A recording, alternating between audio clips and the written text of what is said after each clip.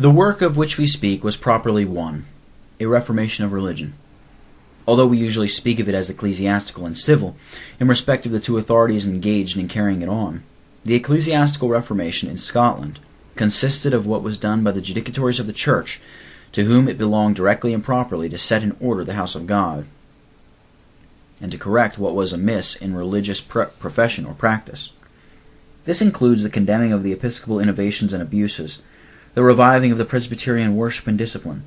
and in general, the raising up of the ancient constitution of the Church from the rubbish in which it had been buried for many years, all of which was preceded by the renewing of the national covenant. It includes also the encouragement given by the General Assembly to the proposals of union with England and Ireland, their forming and promoting of the Solemn League and Covenant, sending of commissioners to the Assembly of Divines at Westminster, receiving and approving of the formularies agreed on by that Assembly, and proceeding to act on them as subordinate standards of that religious unity and conjunction between the churches in the three kingdoms which they had sworn to promote. The civil reformation consists in what was done by the civil authorities within their sphere, and in cooperation with the ecclesiastical judicatories for advancing the same cause. This includes what was done by the Parliament, or the Convention of Estates in Scotland, not to speak at present of the Parliament of England, in abolishing episcopacy, legalizing what the Church had done in the revival of presbytery, entering into and prosecuting the ends of the league with England and Ireland, sanctioning the standards of uniformity, ratifying the liberties of the Church, and abolishing patronage, reforming places of power and trust, and settling the constitutional laws of the kingdom in such a way as to secure the reformation which had been attained. When seceders in their testimony and other public papers speak of our civil reformation, they do not mean a reform objectively civil, or which embraced objects which were purely civil and political. They express an approbation of the struggles of our ancestors in behalf of civil liberty, which, indeed, was at that period closely and inseparably connected with religion. But they were aware that it was incompetent for them as a religious body to bear a testimony in favor of a particular form of civil government, or of certain laws as contributing most to the political welfare of a people.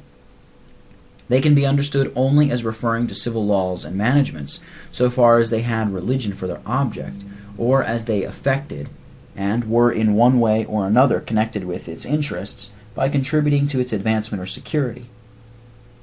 And in the same sense must we understand them, when they condemn the political settlement by which the Reformation was overturned, or particular parts of the existing constitution and laws, viewed in this light, an approbation of our civil reformation, and a disapprobation of our present civil deformation, form a necessary and important branch of their testimony and profession. And here a footnote. Speaking of the judicial act and testimony, the Associate Presbytery say, in their answers to Mr. Nairn, according to the particular cause of providence hitherto, that testimony was especially in favours of our ancient ecclesiastical reformation, and against those evils whereby the same hath been, in a great measure, departed from and overthrown, while a testimony for our ancient civil reformation, and against these evils whereby the same hath been, in a great measure, deviated from and destroyed, was lifted up and all along carried forward. But at this time the Presbytery have a particular call of providence, to bear witness more especially unto our ancient civil reformation. Having laid down in general the principles on which such a reformation rests, they proceed to say, agreeable unto all this, the deed of civil constitution was set upon a reformed footing by Act 8th, Parliament 1 of James VI, though the above settlement was, for some time, followed by suitable administration, yet a course of lamentable defection and corruption therein did soon prevail, till a reviving of the true religion and reformation in the Church took place, and was gloriously advanced betwixt the years 1638 and 1650. That work of God which became then engaged unto throughout the three kingdoms by a solemn league and covenant was also in an agreeableness to this covenant, accompanied with and supported by a civil reformation. In England, wherewith we have become more nearly concerned than formerly, by virtue of the solemn league and covenant, the civil administration was, in some valuable instances, subservient unto the said work of God. But more considerable advances were made in Scotland, while, beside many laudable acts in the civil administration, the deed of civil constitution was farther reformed than ever before. By Act 50 of the second session of Parliament anon 1649, and according unto this settlement, was King Charles II crowned at Scone, January 1st, 1651. The Presbyterian tend not to affirm that there was nothing defective in the above managements, or that no imprudencies or mistakes were to be found therein. It is evident, however, that by the good hand of God, the estates of England, but more especially of Scotland, were inspired with a noble and predominant zeal for the house of God in all its valuable institutions, and attained to a considerable pitch of civil reformation, subservient unto the same, all which this presbytery desires with thankfulness to commemorate and bear witness unto. Upon the whole, it is observable that in Scotland the reformation of the Church hath always in a beautiful order preceded and introduced the reformation of the state. This from Display of the Secession Testimony, Volume 1, page 278, as well as pages 281 through 284. By the good hand of God upon her, Scotland attained a greater purity in religion and higher degrees of reformation than any other Protestant country. It is the duty of one generation to declare the works of God to another, and no people can depart from religious attainments without being deeply guilty. But this is not all. In no nation has the true religion been so solemnly avouched as in Scotland.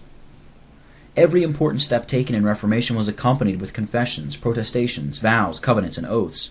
which were made and subscribed by all ranks, voluntarily, cheerfully, joyfully, repeated on every new emergency and call, and ratified by every authority in the land. Hence it has obtained the distinguishing name of the Covenanted Reformation. And under this view was it embraced by the associated body of seceders, who, by renewing these engagements in an oath adapted to the time and to their circumstances as a church, served themselves heirs to the professions, vows, and contendings of their fathers, or rather to the cause of God transmitted to them by their fathers, under all these sacred sanctions and solemnities. It is of importance to distinguish between the Reformation materially and formally considered. The Westminster Standards were not the Reformation, nor did they form any part of it farther than they were received and approved, and then religion was reformed and settled according to them. We may approve the confessions of the Reformed Church of France, or of Helvetica, or of Holland. In like manner, persons may approve of the Westminster Standards as to doctrine, worship, and civil government, and a religious society may conduct its ecclesiastical affairs according to them, and yet they may not adopt or promote the Covenanted Reformation properly and formally considered. To adhere to these, since the Reformation took place, is to adopt them both as a system of religion which is still entitled, both by divine and by human right, to be professed and established in the three nations, to testify against all proceedings prejudicial to it, and all laws introducing or maintaining another system, as what no friend of Reformation can bind himself actively to support and countenance, and to hold that it is the duty of all classes to endeavor in their station and by all lawful means to have the Reformed and Presbyterian religion publicly and legally settled,